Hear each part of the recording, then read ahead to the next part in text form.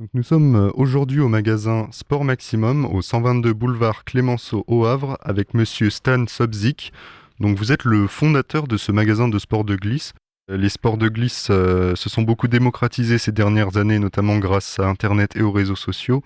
Est-ce que vous pensez qu'ils sont assez reconnus aux yeux du grand public?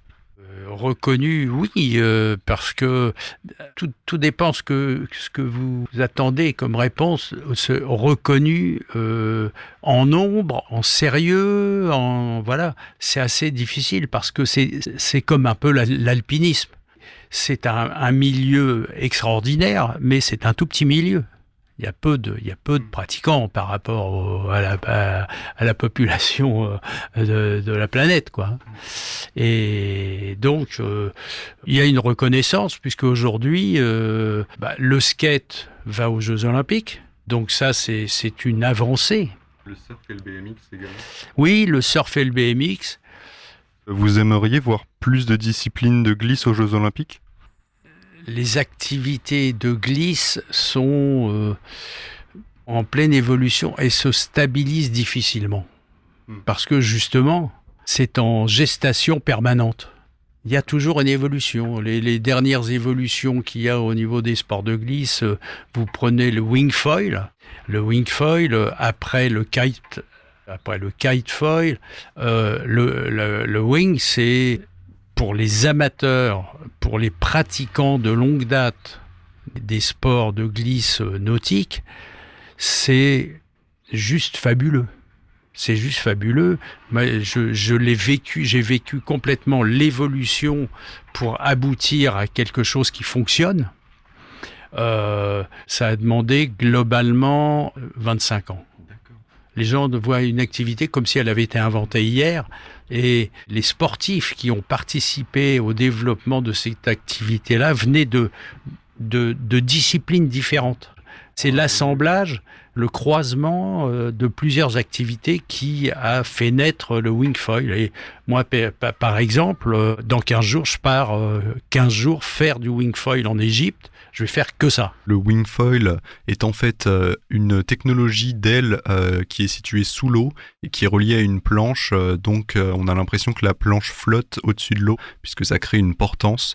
Et le wing foil est un sport dans lequel on utilise cette planche combinée avec une aile gonflable.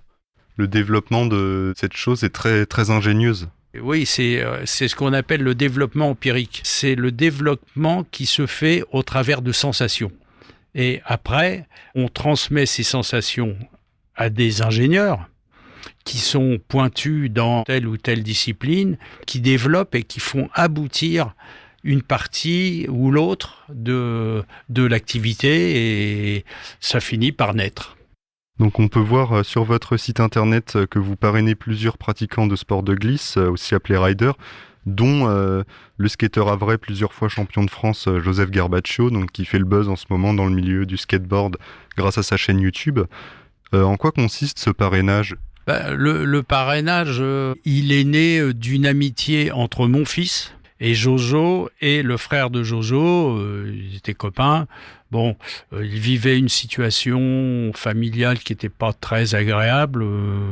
Et donc, il a pris le petit Jojo sous son aile. Le principe, c'est si on est en phase, naturellement, on les aide avec les moyens du magasin, mais qui sont très vite limités parce que dès qu'on fait de la compétition, on se déplace. Il faut du matériel, et donc nous on ouvre la porte de nos fournisseurs qui vont les suivre et en fait le parrainage s'échafaude de cette façon-là, quoi. C'est en fait d'une certaine façon se porter garant au travers de nos connaissances, de notre sérieux dans le monde des sports de glisse. 40 ans, ça compte.